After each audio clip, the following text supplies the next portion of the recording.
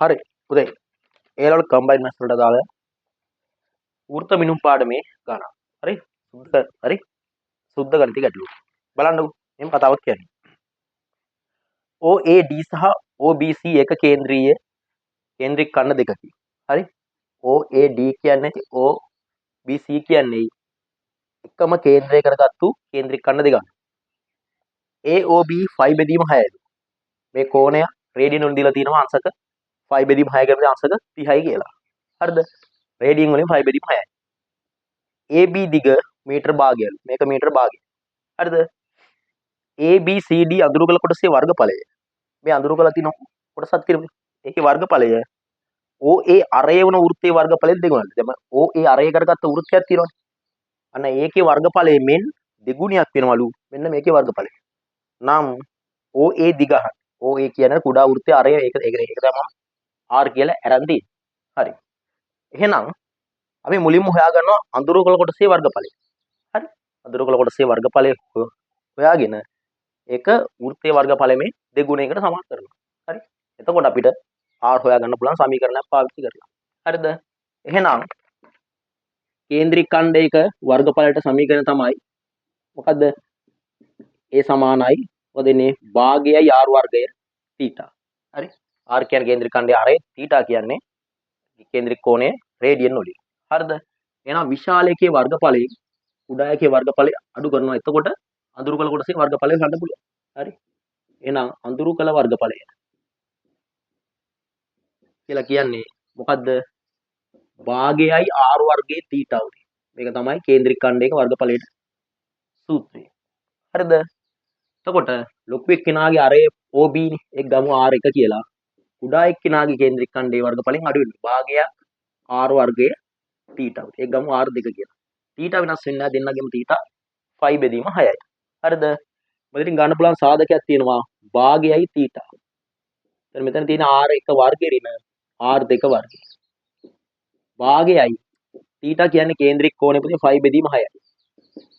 R1 කියලා කියන්නේ මෙන්න මේ විශාල එක්කෙනාගේ හරි. කීය දෙන්නේ R ධන භාගය. හරිද? R ධන භාගයයි. ඒතකොට යාගේ වර්ගය ඍණ R2 කියලා කියන්නේ කුඩා එක්කෙනාගේ වර්ගය R වර්ගය. එතකොට මෙතනින් එනවා පුතේ 5 බෙදීම 12. පළමු පදයේ වර්ගය පද දෙකේ ගුණිතය දෙගුණේ ගත්තාම R මේක භාගය කැපිලා යනවා. දෙවෙනි පදයේ වර්ගය කියන්නේ 4 න් 1. ඍණ R වර්ගය. මේකන මේක කැපිලා යනවා. එතකොට 5 බෙදීම 12යි. මෙතනින් මොකක්ද දෙන්නේ කියන්නේ? R ධන 1 යට R. පොදු හරයක් කරන් සුළු කරොත් එහෙම 5 බෙදීම 12යි. මෙතෙන්ට අපු දෙන්නේ මොකක්ද? 4යි R ධන 1 යට 4යි. එතකොට උත්තරේ මොකක්ද දෙන්නේ? 5 වතාවක් 4යි R ධන 1 යට 12 වරක් 4 ඉන්න කිව්වොත් 48යි. මේක තමයි අඳුරු කළ කොටසේ වර්ගඵලය.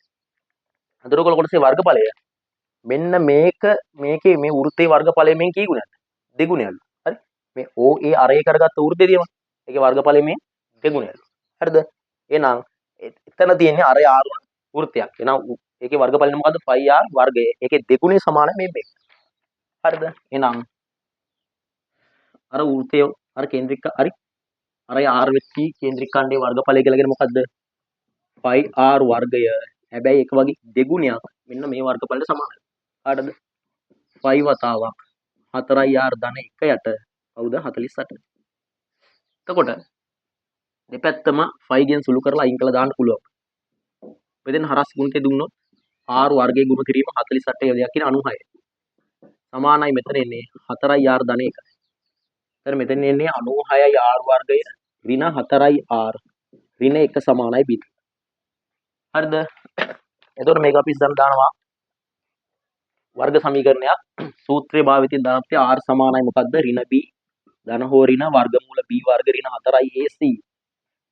එයා බෙදීම කීයද? 2යි.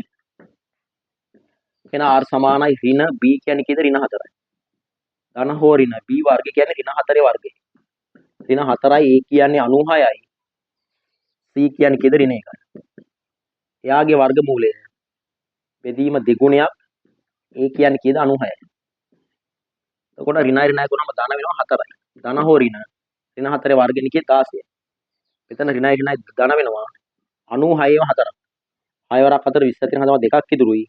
9ක් 4 36 2යි 38යි 384යි. හරිද? එයාගේ වර්ගමූලය. 96වත් දෙයක් එන්නේ කීයද? 192යි. එතකොට 4 ධන හෝ ඍණ එතන එකතු නොපු දෙන්නේ කීයද? 400යි. වර්ගමූල 400. එයා බෙදීම 192යි. හරිද? හරිනේ 2යි කියලා කියන්නේ 92 192යි. එතකොට හරි 4 ධන හෝ ඍණ 400 වර්ගමූල පුතේ 20ක් එනවා 192යි. එතකොට එක උත්තරයක් ධන කියලා ගන්න පුළුවන් අනිත් එක ඍණ උත්තරයක් කියලා ගන්න පුළුවන්. 4 ධන 20 බෙදීම 192. හරිද? උත්තර දෙකක් තියෙනවනේ මෙතන. නේද? උත්තර දෙකක් තියෙනවා. එකක් තමයි r සමානයි 4 ධන 20 බෙදීම 192 අනිත් එක 4 ඍණ 20 බෙදීම 192. එතකොට ඍණ උත්තරය අපි අයින් කරනවා. හරිද? බලන්න මම බෝඩ් එකේ මකලා හදන්නම්.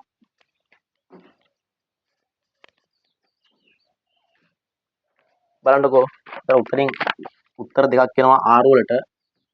r සමානයි 4 ධන 20 බෙදීම 192 හෝ අනිත් එක තමයි r සමානයි 4 ඍණ 20 බෙදීම 192.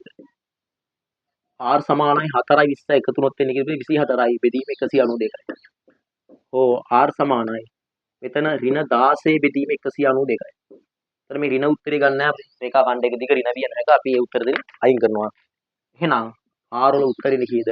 24 බෙදීම 192යි. පොඩ්ඩක් කපන්න පුළුවන් මේක. 8ෙන් කැපෙනවා.